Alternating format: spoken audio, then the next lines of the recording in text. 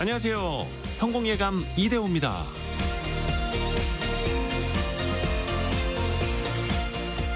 어떤 일을 이루거나 하기를 바람, 앞으로 잘 될 수 있는 가능성, 희망의 사전적 의미입니다. 희망이 없는 상황, 희망이 없는 인생, 생각만 해도 끔찍하죠. 그래서 주변에선 늘 희망을 가져라, 희망을 잃어서는 안 된다고 말합니다. 하지만 때로는 그 희망이라는 의미를 잘못 해석하기도 하는데요. 막연하게 품고 있어야 하는 것처럼 말이죠. 미국의 인권운동가이자 작가인 레베카 솔릿은 이렇게 말합니다. 희망은 우리가 소파에 앉아 손에 쥔 채 행운을 비는 복권이 아니라 위급한 상황에서 문을 부수는 도끼 같은 것이다. 희망은 수동적이거나 막연한 기대가 아니라 능동적인 행동과 구체적인 결단의 도구라는 겁니다. 나의 앞날이 탄탄대로이고 늘 행운이 함께하길 바라는 게 아니라 어려움이 가로막아도 그걸 헤쳐나가는 게 희망이라는 거죠. 성공예감 이대호입니다. 시작합니다.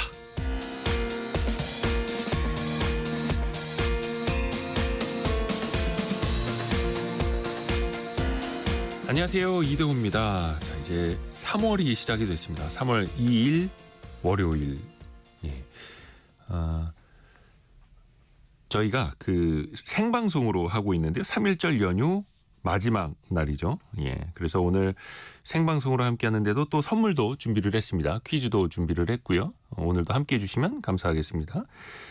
경기도 용인 또 이천 여주 양평을 비롯해서 강원도 또 충북 경북 지역 대부분에 대설특보가 발효됐다라는 것도 좀 알려드리겠습니다. 그리고 해안가에는 강풍특보가 내려져 있는 곳도 많으니까요. 시설물 관리 또 신경 쓰시고 도로 교통사고 없으시도록 좀 각별히 유의하셔야겠습니다. 그리고 또 오늘 오전 9시를 기해서는 동해 남부 앞바다, 제주 앞바다 지역에 풍랑경보가 발효됐고요. 그리고 전남 지역에도 강풍경보가 발효됐습니다.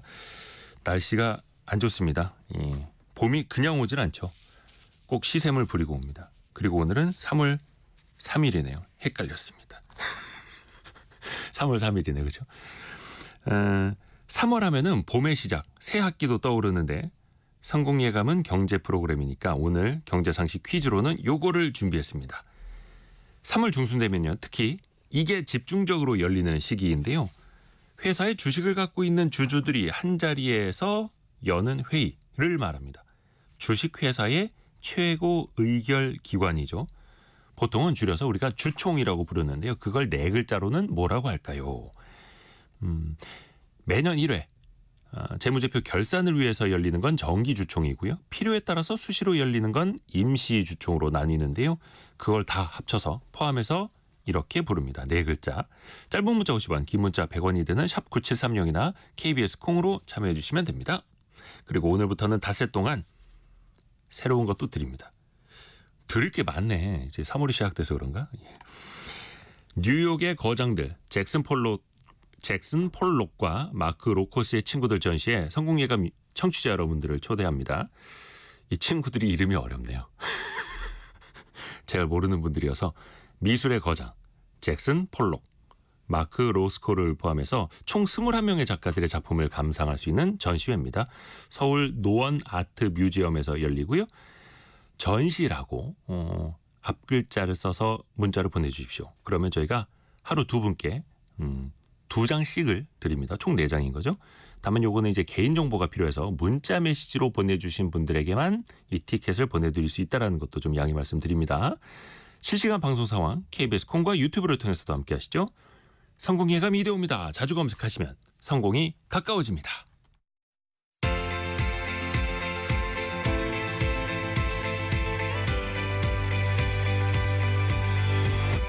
KBS 1라디오 성공예감 이대호입니다.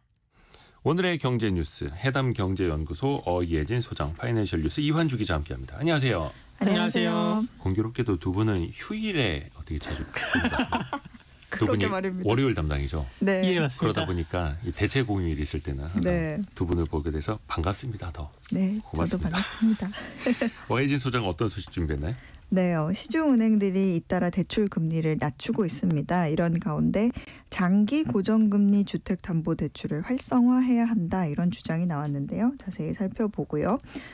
파행으로 끝난 미국과 우크라이나 정상회담 그리고 별도로 트럼프 대통령이 앞으로 목재 수입품에도 25% 관세를 부과를 고려한다는 소식까지 전해드리겠습니다. 네, 이환주 기자는요. 네, 이번 연휴 기간 동안에 국내외 여행객 현황 알아보고요.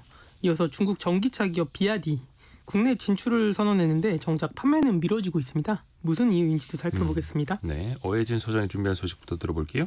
지난달에 우리나라 금통위에서 기준금리 한 차례 내렸는데 어떻게 시중 대출금리 내려가고 있습니까? 네, 우리은행은 기준금리가 내린 다음 날 대출 금리를 낮췄는데요. 금융감독위원장이 그 다음 날에 우리은행이 이렇게 낮췄다더라 이렇게 강조를 하면서 다른 은행들의 동참을 좀 요구를 했죠. 이후에 신한은행, KB은행 등이 뒤따르고 있습니다. 보통 한국은행이 기준금리를 내리거나 올리더라도 그게 창구에 대출받으러 오는 분들에게 적용되는 시점은 좀 걸립니다. 꽤 오랜 시간이 걸리는데 예금금리는 바로 내리지만 대출금리는 바로 이렇게 반영을 하지가 않습니다. 예금금리는 증권사에서 파는 그 CMA 통장 같이 하루만 맡겨도 이자를 꽤 주는 통장의 이자율이 한국은행 기준금리에 따라 바로바로 연동이 되거든요. 그래서 은행들이 여기에 맞춰 예금금리를 움직이지 않으면 돈이 그쪽으로 빠져나갈 수도 있어서 예금 이자는 기준금리와 매우 비슷하게 움직일 수밖에 없습니다. 대출이자 같은 경우에는 예금 금리가 먼저 움직이고 또 그 결과가 변동금리 대출의 또 기준점 역할을 하는 코픽스라는 지표에 또 영향을 줍니다. 그래서 최소한 한두 달 정도 후에야 대출 금리가 내려가는 게 일반적입니다. 그런데 이번에는 은행들이 금융당국의 눈치를 좀 보느라고 그냥 은행들이 대출할 때 이제 자기들이 챙기는 마진 있죠. 마진을 0.25%포인트만큼 그냥 바로 줄여버렸습니다. 가상금리 같은 것들. 네. 그러니까 바로 이 대출금리가 하루 만에 내려갈 수 있었던 겁니다. 내릴 수 있었다는 거죠. 네네. 상대적으로 그동안에 가계대출 지난해 특히 하반기에 좀 옥죄느라고 금리를 또 가상금리에 더 올렸었던 측면도 있고요. 근데 이렇게 되면은 금리를 낮추면 또 많은 사람들이 대출을 받으러 더 찾아올 테고 당국 입장에서는 가계부채를 신경 안 쓸 수가 없잖아요. 그렇죠. 작년에 왜 우리나라 가계부채가 너무 많이 늘어났다고 해가지고 금융당국이 은행들한테 대출 더 이상 내주지 마십시오 이렇게 말한 적이 있었잖아요. 그런데 은행에 또 이제 돈이 필요해서 대출 받으러 오는 손님들은 또 막기가 어렵지 않습니까? 그래서 어쩔 수 없이 대출 금리를 은행들이 올렸습니다. 기준 금리가 올라간 게 아닌데 대출 금리를 올리려니까 또 다시 이제 은행 마진을 올릴 수밖에 없었고 그래서 은행들은 또 본의 아니게 대출 마진이 아주 높은 상황이었습니다. 그런데 또 연초인 요즘에는 가계 부채를 좀 늘려도 괜찮은 상황이 된 겁니다. 요즘에 경기도 나쁘고 내수도 안 좋기 때문에 금융당국이 작년 연말하고는 상황이 좀 달라졌으니 금리 인하 신호를 보낸 것으로 해석이 됩니다. 근데 기준금리 인하, 시중금리 하락, 가계부채 증가, 그 다음 또 생각해 볼 건 부동산 가격이 그렇죠. 되겠잖아요. 네. 어떻게 될까요? 요즘 서울의 주요 지역의 집값은 오르고요. 지방은 오히려 집값이 내리는 그런 양극화가 계속 심화되고 있습니다. 지난주 집값은 서울은 상승세, 충북은 보합, 그리고 나머지 지역은 다 하락했고요. 특히 제주도가 많이 내렸습니다. 서울 강남 지역은 토지거래 허가 구역에서 해제된 이후 계속 상승세를 보이고 있어서 지금 과열 우려까지 나오고 있지만 다른 지역은 오히려 집값을 좀 부양해줘야 되는 거 아니냐 이런 이야기가 나올 만큼 분위기가 좀 냉랭하기 때문에 금융당국이 정책 결정을 하기가 좀 쉽지 않은 것 같습니다. 그렇죠. 또 이 집값이라는 게 지역에 따라서 지금 너무나 극명하게 흐름이 엇갈리고 있고 또 하나 주택담보대출 받을 때 고정금리를 더 많이 늘려야 한다는 게 이제 당국의 항상 일관된 생각이기도 한데 더 장기간 고정금리로 받을 수 있도록 해야 한다는 주장 이것도 많이 나오고 있죠. 네, 우리나라 같은 경우에는 이제 대출 금리는 고정 금리보다는 좀 변동 금리가 많고요. 고정 금리도 처음에는 뭐 한 5년 정도 고정 금리일 뿐이고 그 뒤는 다시 변동 금리로 바뀌기 때문에 대부분이 변동 금리 대출이라고 봐야 됩니다. 그렇죠. 하지만 이렇게 변동 금리 대출이 너무 많으면 또 우리나라 경제에 미치는 악영향이 크다는 의견도 나옵니다. 한국금융연구원이 최근 내놓은 보고서에서도 변동금리 문제를 지적했는데요. 우선 이 대출받은 소비자들은 금리가 올라가면 대출 이자 부담이 커지고 또 소비도 크게 줄여야 합니다. 실제로 금리가 1%포인트 내릴 때 소비는 0.1% 증가하는 데 그치지만 금리가 1%포인트 오르면 소비는 2.2%나 줄어든다는 걸 확인을 했어요. 금리 상승에 소비가 더 민감하게 반응한다. 그렇습니다. 문제는 요즘 같이 경기는 나쁜데 금리는 높게 유지할 수밖에 없는 상황에서 변동금리 대출이 많은 바람에 이자 부담으로 또 내수 소비가 크게 줄어들고 있다는 겁니다. 물론 이 장기 고정 금리가 많아지면 이제 통화 정책을 통해서 이제 좀 경기를 조절하려는 그런 효과가 좀 제한적일 수 있다. 이런 단점도 있기는 합니다. 그런데 금융연구원은 가계부채 수준이 높고 통화 정책 결정 시에 이 대외 변수를 반드시 고려해야 하는 우리나라 같은 상황에서는 장기 고정금리 대출의 장점이 단점보다 크다 이렇게 분석을 하고 있습니다. 참고로 말씀을 드리면 미국의 경우에는 주택담보대출의 거의 80% 이상이 30년 만기 고정금리거든요. 근데 주담대 금리가 왜 한참 코로나 당시에 한 7% 이상 올랐던 때가 있었어요. 네. 그때도 사람들이 여전히 소비를 지속하고 부동산 시장도 화랑이었던 이유를 이 일부 경제 전문가들은 이 30년 만기 고정금리 대출에서 찾기도 했습니다. 이게 금융 소비자 입장에서는 장기간 고정금리가 되게 유리한 거죠. 왜냐하면 금리가 오르면 네. 뭐 한 10년 전, 20년 전, 30년 전에 받아놨던 낮은 금리로 그냥 쭉 가면 되는 거고 그렇죠. 만약에 금리가 내려가면 기존 대출은 조기 상환해서 빨리 갚아버리고 다시 싼 금리로 갈아타면 되니까. 근데 이거를 금융사들은 싫어하겠죠. 맞습니다. 이완주 기자 그 얘기하려고 그랬죠. 예, 맞습니다. 은행들이 싫어할 겁니다. 자, 이완주 기자가 준비한 소식. 이번 연휴에 중국을 찾는 여행객들이 많이 늘었다고요? 예, 여행 플랫폼 놀유니버스에 따르면요. 연휴 기간인 지난주 금요일부터 오늘까지 중국으로 가는 항공 예매 건수가 1년 전과 비교해서 52%나 늘었습니다. 또 여행사인 모두투어, 중국 패키지 여행 예약률도 45%나 늘어난 건데요. 지난해 11월부터 중국 정부가 무비자 여행을 허용하면서 가까운 중국을 찾는 관광객이 늘어난 모습입니다. 그전에는 중국을 가려면 최소 7만 5천 원의 비자 발급 비용을 내고 네. 열흘 이상의 시간을 기다려야 되는데 지금은 여권 하나 들고 바로 가면 되는 상황이거든요. 무비자 입국 후 첫 명절이었던 올해 설 연휴에는 약 14만 명이 중국으로 여행을 가면서 네. 일본에 이어서 단숨에 2위 국가로 올라섰고요. 또 중국 주요 도시는 2시간이면 갈 수 있기 때문에 뭐 인스타그램 같은 SNS에 금요일 퇴근 후 중국 여행 해시태그가 붙은 게시물이 수십만 개나 이미 벌써 올라왔습니다. 금요일 퇴근 후 중국 여행. 예, 맞습니다. 그리고 일요일 오후에 온다. 2박 3일 짧게 갔다 오는 건데요. 과거에 중국은 중장년층이 패키지로 가는 경우가 많았는데 최근에는 이 직장인과 젊은 층 등도 중국으로 많이 가는 겁니다. 그러니까 중국 여행이라는 게 워낙 이제 중국이 크다 보니까 한 최소한 사나흘은 잡아야 되고 한 일주일 가까이 다녀와야 장가게 이런 멋진 데도 보고 했는데 이제는 그냥 중국 도심지 여행도 한 1박 2일, 2박 3일로 이렇게 또 갔다 온다라는 거네요.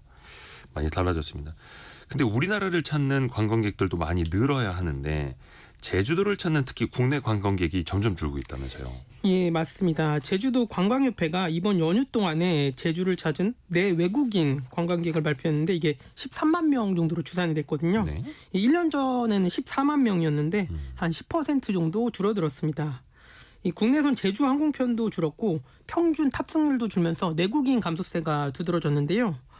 제주도 관광협회 관광객 통계에 따르면 올해 제주도를 찾은 국내외 관광객은 1년 전과 비교해서 약 20만 명 줄었습니다. 특히 외국인보다 내국인 관광객은 감소세가 큰데 12%나 줄어들었고요. 그나마 제주와 중국 여러 도시를 잇는 직항 노선이 개설되고 국제 크루즈 등의 증가로 외국인 관광객이 늘어나면서 전체 관광객 감소 추세를 줄인 측면은 있습니다. 아무래도 내국인 관광객이 줄어든 건 코로나19 이후에 제주도 대신 일본, 중국, 동남아 같은 해외 여행객이 증가한 이유가 크고요. 또 여기에 더해서 제주도 물가 비싸다라는 소식이 퍼진 이유도 영향을 미친 것으로 보입니다. 이렇기 때문에 제주도는 내국인 관광객 유치를 위해서 여행 지원금을 지원하고요. 또 제주형 관광 물가지수 도입을 통해서 이 물가 관리를 하겠다라는 입장을 밝혔습니다. 그러게요. 우리나라 사람들조차 제주도 가는 비중이 좀 줄어들고 해외로 나가는 이것도 참 씁쓸한 단면이기도 하고요. 어이해진 소장에게 갑니다. 지난 주말에 도널드 트럼프 미국 대통령하고 젤렌스키 우크라이나 대통령의 정상회담이 열렸는데 이게 정상회담인가 싶을 정도로 파국이었어요. 네, 저도 그 생중계를 봤는데 정말 제가 조마조마할 정도로 아니 이게 지금 그걸 라이브로 봤어요? 네, 이게 기자회견이 맞나 싶을 정도로 굉장히 약간 좀 모욕도 있었고 좀 무례하다 싶을 정도로 서로 설전이 오가는 자리였거든요. 근데 이게 그 전 세계가 보는 그 대통령 간의 회담 생중계에서 이렇게까지 서로 언성이 높아지는 모습을 보일 수 있나 이런 생각이 좀 들 정도였습니다. 원래 이 회담은 사전에 좀 대략적인 어떤 우크라이나와 미국 사이에 좀 합의 사항을 어느 정도 정해두고 좀 종전 협상 과정을 이제 협의하는 동시에 또 미국이 그간 또 우크라이나를 지원한 대가로 이제 미국이 우크라이나의 광물 채굴을 인정해주는 그 광물 협정에 이제 서명하기에 앞서서 이제 기자들을 이제 앞에 앉혀놓고 이제 그 대통령실 집무실에서 약식 기자회견을 좀 겸한 그런 자리였습니다. 그런데 그 누구도 이런 설전이 오갈 거라고는 예상을 못했죠. 결국에 뭐 나중에는 그 JD 벤스 미국 부통령까지 합세해서 거의 뭐 2대1로 부딪히는 그런 모습까지 보였는데요. 뭐 이들이 이제 젤렌스키한테 당신은 남은 카드가 없다. 미국에 굉장히 무례하다 이렇게 언성을 높였고 젤렌스키 대통령은 푸틴이 그간 약속을 계속 반복해서 어기는 상황에서 미국도 언젠가 러시아의 위협을 느낄 것이다. 이런 말을 하면서 맞섰습니다. 그래서 전례를 찾기 힘든 그래도 우방국이잖아요, 둘이. 근데 우방국 정상 간의 충돌로 결국 이 회담이 파행으로 끝났고요. 이후에 오찬도 있었고 그다음에 광물 협정 서명식도 있었는데 다 계획이 되어 있었던 건데. 네, 근데 이 주요 일정도 모두 취소가 됐습니다. 근데 이 서로 이제 회담이 취소되고 뭐 파행되고 나서 서로 각자 대통령들이 SNS에 뭐 여러 가지 자기의 감정을 조금 올리기도 했는데 다음 날, 그 회담 다음 날에 젤렌스키 대통령이 조금 이제 마음이 좀 가라앉았는지 자신의 SNS의 태도가 조금 바뀐 그런 장문의 성명을 올렸습니다. 미국의 지원 덕분에 우리가 살아남을 수 있었다면서 미국에 대한 감사의 뜻을 표했거든요. 근데 그 이제 설전이 오갔던 회담 당시에 트럼프 대통령이 당신은 미국에게 감사한 적이 있느냐 이런 언급을 했었거든요. 그러니까 자기는 또 감사 인사 여러 번 했다. 여러 번 했다. 나 지금도 감사하다. 이렇게 조금 이렇게 굽히는 모습이죠. 미국에 대한 감사의 뜻을 표했고 또 광물 협정 서명을 준비하고 있다. 이런 멘트도 했습니다. 근데 다만 미국 동맹국들로부터 이제 명확한 그 우크라이나의 안전 보장이 필요하다. 그러니까 종전이 되고 나서도 러시아가 다시 우크라이나를 침략할 수 있는 그런 기반을 또 마련하지 않기 위해서 어떤 안전 보장을 좀 명확히 해달라. 이 부분에 대해서는 이제 뜻을 굽히지 않고 강조를 했고요. 근데 젤렌스키의 이 같은 모습은 아무래도 이제 미국이 아니면 러시아를 컨트롤할 나라가 없다는 점. 현실적으로. 그리고 자국 생존에 있어서 트럼프의 지지가 필수적이라는 그런 판단 때문으로 보입니다. 한편 이번 회담 이후에 미국을 비롯한 곳곳에서도 이런 일이 있고 나서 오히려 우크라이나를 지지하는 시위들이 또 일어나기도 했고요. 그다음에 젤렌스키 대통령이 이 회담 직후에 이제 영국으로 날아갔는데 그러고 나서 유럽연합 그 대표들이 모두 모여서 또 긴급 회의를 열기도 했거든요. 근데 유럽연합이 이제 공동 성명을 통해서 우크라이나에 대한 지지와 협력으로 또 이제 우리 유럽 자체적인 어떤 평화 계획을 수립하겠다 이런 의견을 밝히기도 했습니다. 우크라이나가 면적은 넓지만 그래도 약소국 아닙니까? 네. 약소국에 좀 서러움을 보는 그런 단면이었고 어떻게 보면 그 외교적인 준비가 너무 부족하지 않았나. 사실 감정을 앞세워서 나올 건 하나도 없는데 외교 네. 무대에서 아쉬움이 좀 있었습니다. 그 후에 또 어떻게 되는지를 좀 지켜보죠. 더. 네. 또 트럼프 미국 대통령이 목재 수입품에도 관세를 부과하겠다라고 이야기를 했어요. 네, 트럼프 대통령이 지난 주말에 목재 관련 제품에 대해서 약 25% 관세를 부과할 계획이다 이렇게 밝힌 바 있는데요. 미국은 굉장히 풍족한 산림 자원이 있는 나라입니다. 뭐 여러 이유가 있지만 이제 아무래도 쉬운 재료 수급 덕분에 아주 오래전부터 그 집을 나무로 지어왔어요. 목재 주택이 굉장히 많습니다. 그렇죠. 하지만 일부 국가들이 지금 보조금을 통해 과잉 생산을 한 뒤에 이를 미국에 덤핑하면서 미국의 국내 제조 능력을 잃고 있다. 미국은 이렇게 판단을 하고 있습니다.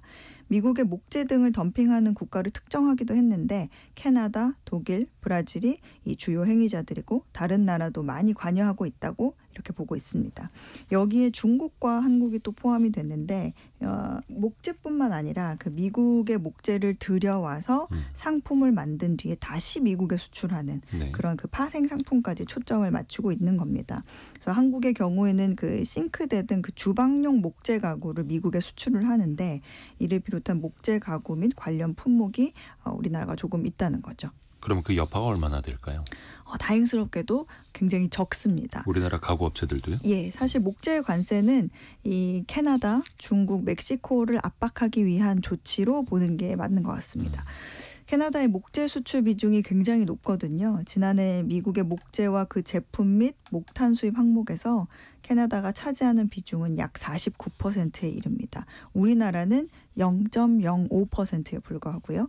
그 밖에 가구 및 그 부분품 수입 항목에서도 우리나라 비중은 0.43%로 상대적으로 현저히 낮습니다. 그래서 실제 목재 수입품의 관세가 부과되더라도 우리나라 수출 업계에 미치는 영향은 제한적일 것으로 판단이 됩니다. 이환주 기자에게 갑니다. 요즘 그 중국의 비아디라고 하는 전기차 메이커 광고도 많이 하더라고요. 우리나라 공식적으로 이제 들어왔잖아요. 근데 정작 출시는 늦어지고 있다고요? 네, 그 중국 최대 전기차 업체 비아디는 지난 1월에 저가형 전기차 아토3의 국내 진출을 선언을 했습니다. 이 당초에는 지난달 중순에는 차량 인도가 시작될 것이라고 약속을 했는데요. 2월 중순에. 예, 맞습니다. 이미 지났죠. 네. 전기차 보조금 여부가 불투명해지면서 이달도 출시가 어려울 거라는 전망이 벌써 나오고 있는데요. 이 국내 전기차를 출시하기 위해서는 사전 인증을 받은 후에 산업부에 환경 친화적 자동차 신고, 한국환경공단의 전기차 구매 보조금 확정 절차를 거쳐야 합니다. 이 보조금 분야에서 지금 걸린 건데요. 네. 이 비아디 코리아는 보조금 확정을 위해서 필요한 서류를 지난달 말일에야 환경부에 제출을 했습니다. 이 자료 제출이 늦어진 것은 올해부터 한국의 보조금 지급 기준이 좀 까다롭게 강화됐기 때문으로 보이는데요. 예를 들어서 배터리 충전량 정보 기능을 탑재한 전기차에만 보조금을 주기로 했는데 아토3는 저가형 차량이라 아직 이런 기능이 없습니다. 그래서 비아디는 환경부에 1년 이내에 소프트웨어 업데이트를 통해서 해당 기능을 탑재하겠다라는 확약서를 제출을 했는데요. 이를 환경부가 받아들일지는 또 미지수고요. 과연 중국 차에게만 예외를 줄 것이냐? 예, 맞습니다. 이 사전 규제이기 때문에 이거를 사후적으로 인정을 해주냐의 문제고요. 이 보조금을 받지 못하면 아토3의 마케팅 포인트인 2천만 원 후반대 전기차라는 것도 불가능해질 전망이고요. 이 자동차 업계에서는 이 다음 달은 돼야지 아토3의 출시가 가능할 것으로 보고 있습니다. 이건 좀 환경부의 결정을 좀 지켜봐야겠네요. 그리고 서울시가 주는 전기차 보조금이 더 줄었어요? 예, 맞습니다. 서울시는 전기 승용차에 지급하는 지자체 보조금을 지난해 150만 원에서 올해는 100만 원을 줄인 50만 원으로 정했습니다. 150에서 50만 원으로? 예, 맞습니다. 많이 줄였네요. 안 그래도 서울시는 시민들에게 지급하는 전기차 보조금이 다른 지자체에 비해서 매우 낮았거든요. 네. 근데 이를 절반 이상 줄인 거고요.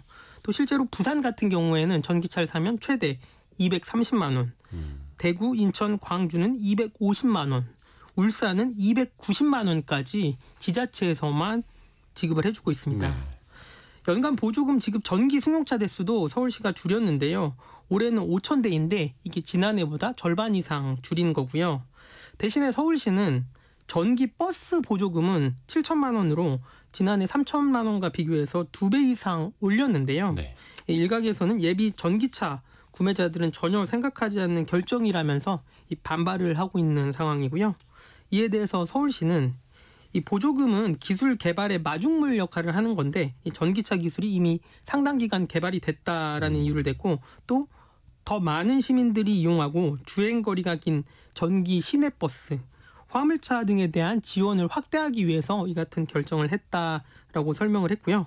또 축소된 개인 승용차 보조금 예산은 서울시 안전 관련 예산으로 사용할 거라고 설명을 했습니다. 그 전기차 보조금이 전기차 소비자들을 위한 게 아니라 사실은 정책 목표 달성을 위한 거다라는 게 어떻게 보면 또 그 본질이었던 거죠. 환경이라든지 기술 대중화를 위해서도요.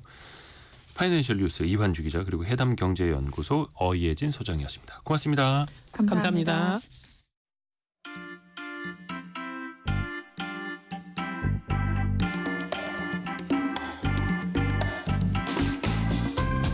지금 여러분께서는 KBS 1라디오 성공예감 이대호입니다를 듣고 계십니다.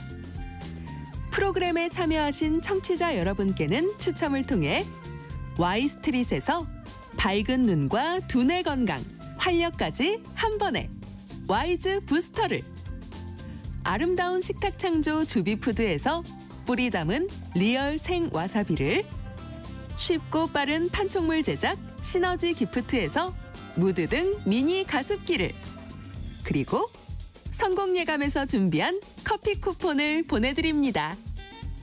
당첨자는 성공예감 이대호입니다 홈페이지에서 확인하세요. 경제상식 퀴즈 한 번 더 나갑니다. 주식회사의 주인, 주주들이 참석하는 회의죠. 회사의 중요 사항을 의결하는 주식회사의 최고 의사결정기구인데요. 그걸 4글자로 맞춰주시면 됩니다. 쉽죠? 줄여서는 주총이라고 2글자로 부르는 그 4글자.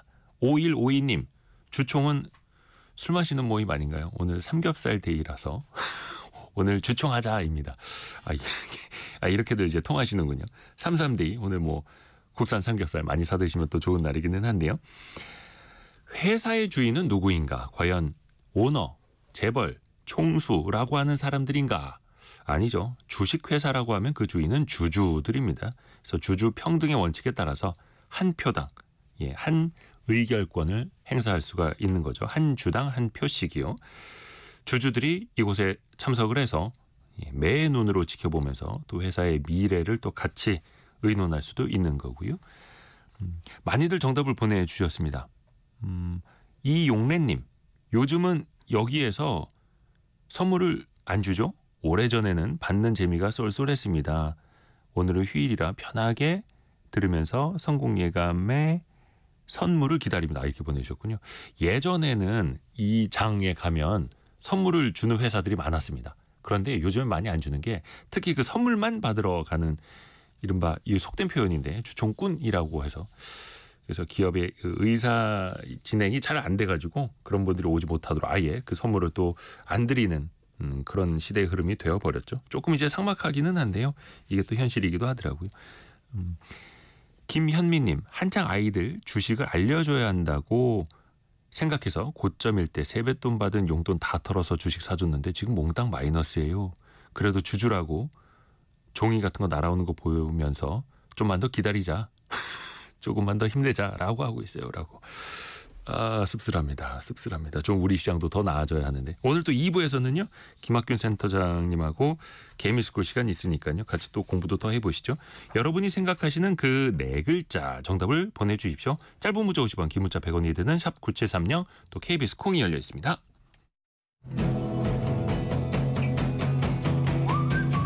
오늘의 움직임에 주목하고 세상의 흐름을 놓치지 않습니다. 여러분의 내일을 응원하며 성공의 열쇠를 함께 찾아갑니다. 성공예감 이대호입니다. 오늘이 납세자의 날입니다. 여러분 세금 성실하게 내십시오라고 하는 좋은 걸까요? 예. 근데 또 이맘때 되면 뉴스를 보면 모범 납세자들이 상 받았다라는 소식들 많이 들려오거든요. 그러면 모범 납세자로는 어떻게 선정되는 거고 어떤 혜택을 받게 되는지 이것도 한번 알아보시죠. 슬기로운 세무생활 누리세무그룹의 김철훈 세무사입니다. 안녕하세요. 안녕하세요. 김철훈 세무사입니다. 어떤 사람이 모범 납세자가 되는 거예요? 그렇죠. 저도 모범 납세자로 선정되고 싶은데요. 이제 네. 매년 국세청에서 이제 선정을 하는 모범 납세자는요. 이제 납세 의무를 성실하게 이행을 쭉 해왔고 국가 재정에도 기여를 하고 타의 모범이 되는 사람을 이제 선정을 하는데요. 네. 모범 납세자로 선정되면 오늘 3월 3일 납세자의 날에 포상이나 표창을 받게 됩니다. 사진도 찍고 맞습니다. 언론에도 나오고. 네. 이제 모범 납세자로 선정되기 위해서는 가장 중요한 거는 세금을 성실히 납부하는 게 가장 중요하긴 하지만 네. 단순히 세금을 밀리지 않고 내는 것만으로는 충분하진 않고요. 납세 얼마 금액 기준 외에도 사회공헌은 얼마나 했느냐, 타의 모범은 되느냐 이런 것들 같은 다른 요소들도 함께 고려해서 선정을 하게 됩니다. 그러면 사실 이제 소득세 종류도 굉장히 많은데 네. 사업자거나 직장인이거나 프리랜서거나 어떤 세금을 내는지 상관이 없는 거예요? 예, 모범 납세자는요 직장에서 근로소득을 받든 아니면 본인이 사업을 하면서 세금을 내든 아니면 법인을 가지고 있어서 법인을 운영하든 또 프리랜서로 일을 하든 이런 소득 종류에는 전혀 상관이 없어요. 어허. 개인 같은 경우는요 성실하게 납세를 해온 사업자로 이제 추천을 하는 기준일 현재로서 최소 5년 이상은 사업을 영위해 오고 500만 원 이상의 세금을 납부한 경우라든지 아니면 사회공헌을 한 사람이에요. 그래서 근로자분들도 있을 수 있겠고 사업자분들도 있을 수 있겠고 이런 분들은요 추천하는 이 기준일 현재 2년 동안 최소 1년에 한 번 이상은 사회공헌 활동을 한 경우에 해당이 되게 됩니다. 세금만 잘 내는 게 아니라 네. 타의 모범이 되어야 한다. 맞습니다. 예. 근데 이걸 추천받아서 어떻게 선정을 하는 겁니까? 본인을 직접 신청할 수도 있어요? 네, 보통은 이제 다른 사람의 추천을 받아서 이제 선정을 하게 되지만 네. 본인이 직접 신청을 할 수도 있어요. 신청한다고 해서 다 되는 건 물론 아니고요. 그렇죠. 신청한 다음에 이제 내부적인 검증, 외부적인 검증도 다 하고요. 공적 심사위원회의 심의를 거쳐가지고 결정되게 됩니다. 이제 모범 납세자로 선정이 되게 되면은 정부의 포상을 받는다든지요, 아니면 기획재정부 장관이라든지 국세청장의 표창을 받게 되고요. 얼마나 많은 사람들을 모범 납세자로 뽑는지에 대한 인원수는 정확하게 나와 있진 않아요. 근데 이제 심의 기준을 보면은 세법 같은 이런 관련 법령에 따라서 성실하게 신고도 하고요, 납부도 한 이런 분들을 국가 재정에 기여한 분들. 또는 세금은 많이 안 냈어요. 대신에 수익은 얼마 안 되더라도 자기가 내야 될 세금은 성실히 내고 대신에 타의 모범이 된다든지 아니면 건전한 납세 의무, 일자리 창출도 많이 했다. 이런 분들을 이제 선정이 되게 됩니다. 그러면 이게 되게 좀 까다로운 것 같긴 한데 그렇게 어렵게 모범 납세자로 뽑히면 어떤 장점이 있는 거예요? 예, 우리는 사실 이게 제일 궁금하죠. 그렇죠. 그래서 어떤 혜택 받는지. 네, 모범 납세자가 되면 뭐가 좋은데 크게 세금적인 부분 혜택이랑요, 그리고 사회적인 혜택 두 가지를 주게 됩니다. 먼저 이제 세금적인 부분에서 살펴보면요, 우리가 무서워하는 세무조사 있잖아요. 네. 이걸 일단 밀어주게 됩니다. 몇 년이나요? 기간에 따라서 조금 누구한테 표창을 받느냐에 따라서 조금 다르긴 한데 네. 일정 기간에 세무조사 유예를 받을 수가 있고요. 또 세금을 늦게 낼 때요, 현재 돈이 없어서 세금은 조금 천천히 내겠어요라고 할 때는 우리 담보를 제공을 해야 되는데 네네네. 이 담보도 제공을 안 할 수 있게끔 면제를 해주는 규정도 있어요. 아하. 2억 원 한도 내에서 담보도 제공을 안 해도 되는데 만약에 본인이 세금 포인트를 가지고 있어가지고요, 추가로 세금 포인트를 활용해서 납부를 연장을 하겠다 하면 최대 5억까지도 세금을 담보 없이 밀어줄 수가 있는 거예요. 그리고 소액 체납자 같은 경우라면은 재산이 압류되는 것도 어느 정도 유예를 받을 수가 있고요. 그리고 관세청의 세정 지원도 받을 수 있는 여러 가지 세금적인 혜택이 있습니다. 앞서 모범 납세자로 선정이 됐다면 네. 어느 정도 이 사람에 대한 신뢰가 있다. 맞습니다. 이렇게 국가에서도 인정을 하는 거네요. 네. 그러면 아까 말씀하신 사회적인 혜택은 뭐예요? 네, 모범 납세자로 이제 선정이 돼서 받을 수 있는 사회적인 혜택은요, 네. 여러 가지가 있는데요. 철도를 이용을 할 때 할인을 받는다거나 아니면 공영 주차장을 이용할 때 무료로 이용을 하고요. 병원비도 할인을 받을 수가 있고 은행에서 대출을 받을 때 금융 우대 혜택 같은 걸 제공받을 수가 있어요. 그래요? 네, 또 공항 갔을 때 우리 비즈니스 센터를 이용하든지 제가 제일 부러워하는 거는 이제 출입국을 하기 위해서 이렇게 길이 줄게 서 있는데 네네. 이런 분들은 전용 통로를 이용해서 빠르게 바로 들어올 수 공항에서요? 네, 맞습니다.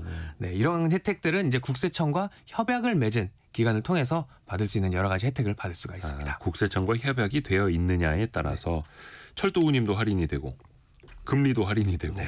공항도 조금 더 빠르게 드나들 수 있고 혜택이 많죠. 그러네요.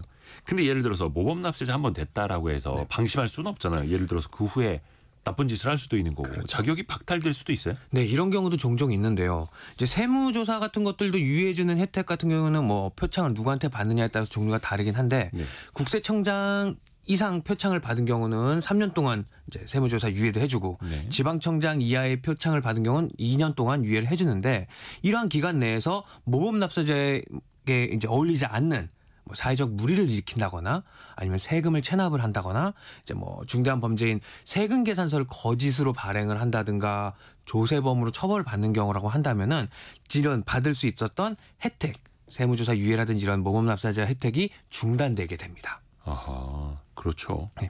한번 모범 납세자라고 해서 영원한 모범은 아니죠. 그렇죠. 네. 근데 세금을 잘 내면 쌓아주는 포인트도 있지 않습니까? 이거는 누구에게나 해당이 되는 거죠. 네, 세금 포인트라는 게 있는데요. 소득세라든지 법인세를 이렇게 자기가 신고해서 납부하는 이런 사업자들, 개인 사업자, 중소기업이라면 세금 포인트를 모을 수가 있어요.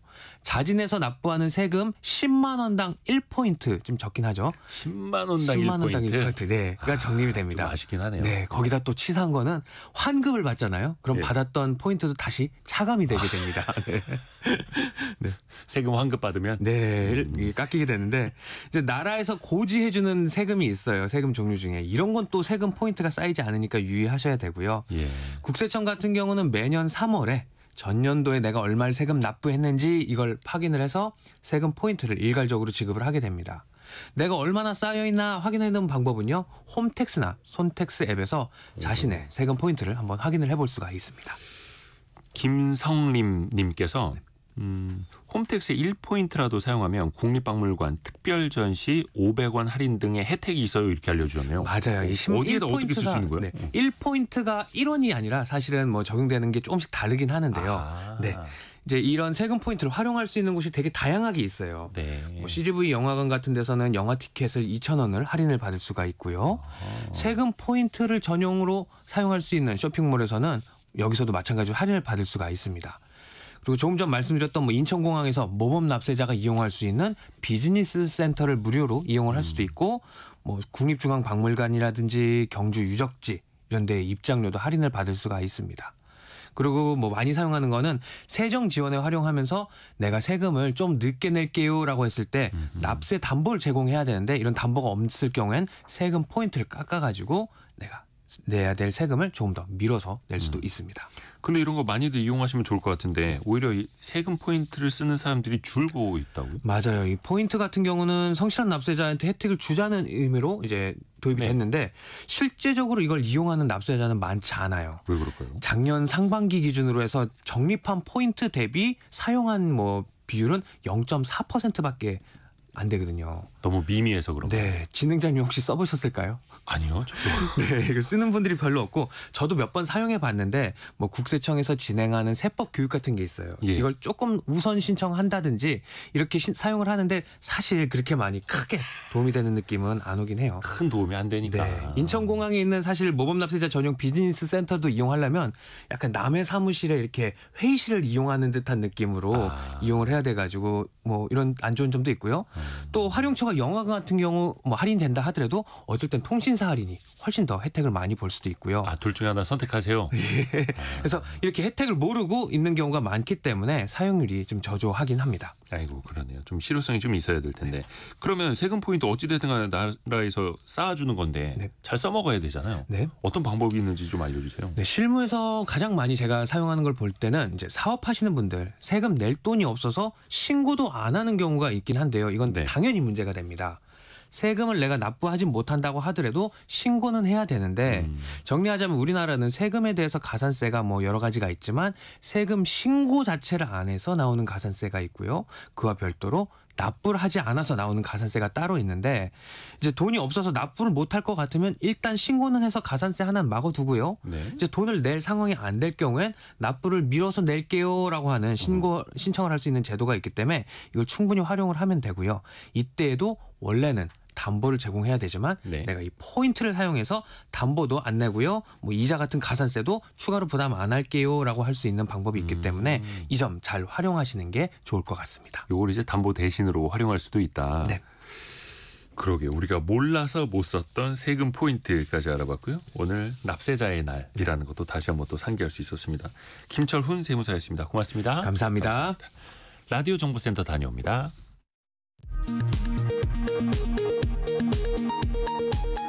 (12.3) 비상계엄과 관련해 내란 중요임무 종사 혐의로 구속 기소된 김용현 전 국방부 장관이 옥중 편지로 헌법재판관 3명을 처단하라고 주장해 논란이 확산하고 있습니다. 야당은 테러 선동이라며 강하게 반발하고 있습니다. 권영세 비대위원장과 권성동 원내대표 등 국민의힘 지도부가 오늘 대구의 박근혜 전 대통령 사저를 방문합니다. 권 비대위원장과 권 원내대표는 지난달 차례로 이명박 전 대통령을 예방했습니다. 이달 들어 편의점에서 판매되는 아이스크림, 음료, 과자 가격이 일제히 올랐습니다. 최근 연근해산 냉장 물오징어 가격이 평년보다 27% 오르는 등 밥상에 오르는 수산물 가격도 급등했습니다. 최근 5년간 추락과 붕괴 등의 건설재해로 1,200여 명이 숨지고 3만 명이 다친 것으로 집계됐습니다. 지금까지 라디오 정보센터 뉴스 정한나였습니다. 오늘 경제상식 퀴즈 정답이 주식 투자하시는 분들에게도 적용이 되는 그 네 글자인데 주주들의 최고 의사결정기구의 회의. 아유 정답을 말을 보내가지고 그거인데 이혜진 님이 남편이 주식해서 망했건만 또 주식을 해요. 제 말 듣지 않는데 걱정입니다. 이렇게 보내주셨고요. 조진기 님은 주식을 알고 나서 주식을 시작하고 나서 2다리 뻗고 잠을 자본 적이 없네요. 이렇게 보내주셨는데 사실 그죠, 마음이 편해야 되는데 마음이 편한 투자를 해야 되는데 그게 참 쉽지가 않죠. 그런데 또 내일부터 또 달라지는 게 있습니다. 3월 4일부터 주식 주문 방식이 바뀝니다. 거래소가 하나 더 생겨요. 70년 만에 한국거래소의 독점 체제가 깨지는데요. 이른바 대체거래소가 시작이 되는 겁니다. 투자자들에게 어떤 변화가 생기는지 같이 한번 살펴보시죠. 돈워리 투자백서 시간. 어서민의 성선화 대표와 함께합니다. 안녕하세요. 네, 안녕하세요. 대체거래소는 한국거래소를 대체할 수도 있는 거래소. 네. 기존 거랑 뭐가 달라지는 겁니까? 일단 세 가지 측면에서 차이가 있는데요. 네. 첫 번째는 이제 운영 주체가 다릅니다. 이제 기존에는 이제 KRX 한국거래소가 공적인 성격을 가진 유일한 증권 시장이었거든요. 근데 이 대체 거래소는 증권사와 금융사가 이제 공동으로 출자해서 만든 한마디로 이제 민간이 만든 거래소가 되는 거죠. 그래서 이제 수행 기능에 있어서 좀 차이가 나는데 이제 한국거래소를 보면 굉장히 좀 엄격하거든요. 뭐 상장, 폐지, 뭐 시장 감시 기능들을 합니다. 저도 이제 출입할 때 보면 굉장히 다양한 부서가 있더라고요. 네. 근데 이제 여기는 민간이니까 정말 그야말로 오직 매매 체결 기능만 담당을 합니다. 그러니까 좀 역할 자체가 다른 거죠. 그리고 마지막으로 이제 거래 방식, 수수료 이런 것들도 일단 기존에 있었던 한국거래소와는 차이가 있다. 이렇게 볼 수가 있습니다. 그러니까 이제 상장과 상장 폐지, 뭐 공시 업무는 한국거래소에서 계속하고 네. 대체거래소는 매매와 체결만 네, 거래만 담당을 하게 거래만 되는 담당을 거예요. 네. 하는. 어찌됐든 간에 이제 주문하는 방식도 이제 좀 달라지게 되는데 네. 가장 중요한 거는 주식거래 시간이잖아요. 네, 사실 이제 어떻게 보면 투자자들한테 가장 크게 와닿는 부분이 이 거래 시간일 텐데요. 훅 늘죠. 그렇죠. 지금 이제 정규장 시간은 우리가 기존 3시 30분이잖아요. 근데 우리도 있긴 있습니다. 뭐 시간의 거래, 장전 거래 같은 것들이 있긴 한데요. 이제 대체 거래소 같은 경우에는 이제 미국처럼 약간 변해가는 거죠. 미국장을 보면은 이제 프리마켓, 데이마켓, 애프터마켓 다양하게 되는 거잖아요. 그래서 지금 대체 거래소에서 이제 현재 가능한 시간을 보면 이제 프리마켓 그러니까 오전 8시부터 8시 50분이 또 생기고요. 네. 그리고 애프터마켓이 생기는데 오후 3시 반부터 또 저녁 8시 20분까지. 그러니까 거래가 가능한 시간이 최대 12시간이 늘어난 거죠. 그래서 일단 직장인들 같은 경우에는 이게 굉장히 좀 와닿을 수 있는 게 집에서 회사에서 HTS를 못 보게 막아놓는 경우들이 있잖아요. 업무 시간을 못 보게. 네, 근데 그쵸. 사실 이제 국내 투자자들 같은 경우에는 그런 것들을 많이 참고를 하거든요. 근데 이제 대체 투자가 만약에 활성화된다라고 하면 퇴근 이후에 주식 투자를 눈치 안 보고 하는 게 가능해졌다라고 볼 수가 있고, 그리고 이제 향후에 또 추가적으로 또 연장될 뭐 야간 거래라든지 새벽 거래 이런 것들도 이제 확대될 가능성도 있습니다. 그러니까 지금은 기존의 6시간 반이었던 주식 거래 시간이 네. 12시간으로 늘어나는 건데 네, 또 앞으로 상황에 따라서 12시간이 더 늘어날 수도 있는. 15시간, 네, 20시간 이렇게 늘어날 수도 있다라는 거네요. 네 맞습니다. 근데 사실 이제 뭐 매매하거나 이제 거래 자율성은 많이 올라갈 수는 있겠습니다만 그만큼 또 투자자들은 신경 써야 된다는 거죠. 아, 그것도 약간 스트레스일 것 같긴 합니다. 그렇죠. 네. 이러면은 물론 이제 투자하시는 성향에 따라서 다르시기는 하겠습니다만 네. 약간 이제 스트레스 지수가 올라갈 수도 있을 것 네, 같고 맞습니다. 또 중요한 거 그러면 대체 거래소가 도입이 되면 뭐 MTS라고 하는 네, 모바일 그렇죠. 트레이딩 시스템 네, 뭐 네. 다시 깔아야 됩니까? 앱을 어떻게 되는 아니요, 거예요? 그 지금 현재 기존에 있는 그 증권사 앱으로 가능하거든요. 네. 그래서 이것 때문에 이제 기존 증권사들이 계속 이제 점검을 하고 있더라고요. 그래서 이제 기존 증권사 앱 호가창에 이제 KRX, NXT 이렇게 통합으로 표시가 됩니다. KRX는 한국거래소고 네. NXT는 넥스트레이드라고 하는 대체 거래소 회사 그쵸? 이름. 네. 그래서 이제 투자자가 원하는 거래소를 선택이 가능한 거죠. 그래서 이제 다시 깔 필요는 없고 기존 증권사 앱이 가능한데 지금 보면 이제 이게 가능한 증권사가 있고 그렇지 않은 증권사가 있거든요. 네. 그러니까 지금 대형들은 대부분 들어온 것 같은데 안 들어온 데도 있는 것 같아요. 그래서 지금 내가 거래를 하고 있는 증권사 앱이 대체 거래소가 입점이 됐는지 네, 그거를 보고 만약에 했다라고 하면 굳이 내가 새롭게 번거롭게 MTS를 별도 앱을 깔 이유는 없습니다. 그렇죠, 그렇죠. 네. 근데 이제 다만 주문할 때 KRX냐, 네. NXT냐 요걸 이제 선택을 해야 하는 거고요. 네. 주문하는 방식이 그래서 다를 수밖에 없잖아요. 또 추가로 생기는 기능 같은 것도 있고요. 네, 맞습니다. 사실 보니까 굉장히 스마트해지더라고요. 이것을 보니까 이제 기존 이제 KRX 주문 방식 같은 경우에는 시장가 주문, 뭐 지정가 주문, 조건부 주문 이런 식으로 굉장히 일편하게 돼 있는데 네. 네, 지금 이제 대체 거래소 같은 경우에는 주문 방식 자체가 뭐 중간가 주문, 그러니까 뭐 매수, 매도 호가 중간 가격으로 해달라. 그런 것도 생기고요. 스톱 지정가 주문이라고 생겼는데 제가 보니까 이게 상당히 좀 유효하겠더라고요. 저도 이제 투자자분들한테 예약 기능을 많이 활용하라고 얘기를 하거든요. 네. 그러니까 너무 이제 뇌동 매매를 막을 수 있는 방법 중에 하나가 그냥 내가 원하는 가격에 예약을 걸어놓는 거거든요. 근데 이 스톱 지정가 같은 경우에는요. 특정 가격에 도달을 하게 되면 그 지정가부터 주문이 자동으로 발생하는 거죠. 예를 들어서 내가 이 주식이 만약에 내 목표가가 10,000원이다. 그러면 이제 10,000원이 도달하는 순간 그때부터 주문이 들어가는 거고요. 내가 손절가를 만약에 5,000원으로 잡아놨다. 그럼 5,000원에 딱 도달하는 순간부터 손절이 시작되는 거죠. 그렇죠. 네. 요거를 추세 추종이나 돌파 매매 좋아하시는 분들은 또 쓰신다 하더라고요. 예를 들어서 네, 맞습니다. 지금 뭐 한 9만 몇천 원인데 네. 아직 신고가 기록을 못했다. 네. 근데 10만 원을 뚫으면 52주 신고가다. 네, 맞습니다. 그때부터 나는 추세를 추격하겠다라고 네. 하면 10만 원 돌파했을 때 10만 500원의 매수 주문 네. 이렇게 예약이 되는 거죠. 네, 근데 이게 예약 너무 주문 많은 걸 알려드린다. 네, 맞습니다. 너무 잘하시고 계신 것 같은데. 근데 이게 기존에는 네. 없었는데 이런 기능들이 생긴다라는 거고. 네, 맞습니다. 네, 그래서 기존의 예약 기능보다는 조금 더 스마트해졌다. 이렇게 볼 수가 있는 거죠. 저도 그래서 이걸 보니까 저도 약간 그런 매매를 좀 하는 편인데 오. 네, 이거 한번 써보고 싶더라고요. 네. 선수들. 근데 이제 네. 한국거래소, 대체거래소, 즉 KRX, NXT 이제 두 가지 어떻게 보면 주문창, 주문 화면이 따로 생기는 거잖아요. 네네. 그러면 당연히 주식 가격도 어디에서 주문하느냐, 어디에서 거래하느냐에 따라서 달라질 수 있잖아요. 네, 맞습니다. 가격의 차이가 있을 수가 있어요. 사실 이 부분이 이제 실제로 이게 현실에 도입됐을 때 어떻게 나타날지 정확하진 않은데 네. 일단 같은 종목이라도 거래소에 따라서 일단 달라질 수가 있습니다.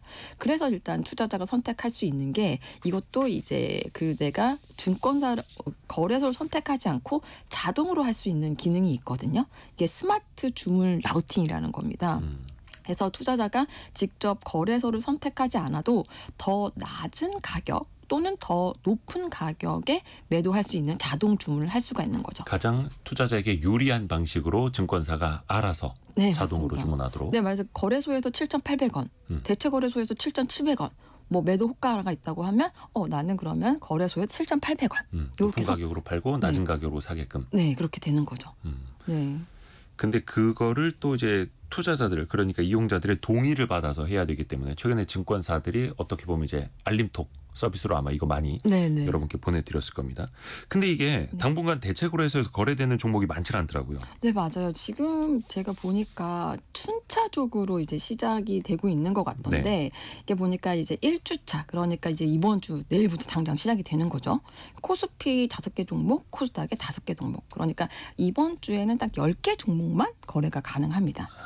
근데 이제 다음 주, 다다음 주, 마지막 주 그러니까 3월 말까지 이후로 해서는 총 800개 종목이 가능하니까 주별로 팍팍 이게 종목 수가 늘어난다라고 볼 수가 일단은 있습니다. 순차적으로. 네. 거래 수수료는 좀 낮아지죠. 네. 이게 굉장히 중요한 포인트가 될 것 같은데요. 지금 KLX 거래 대금의 0.0023%의 거래 수수료가 발생을 하거든요.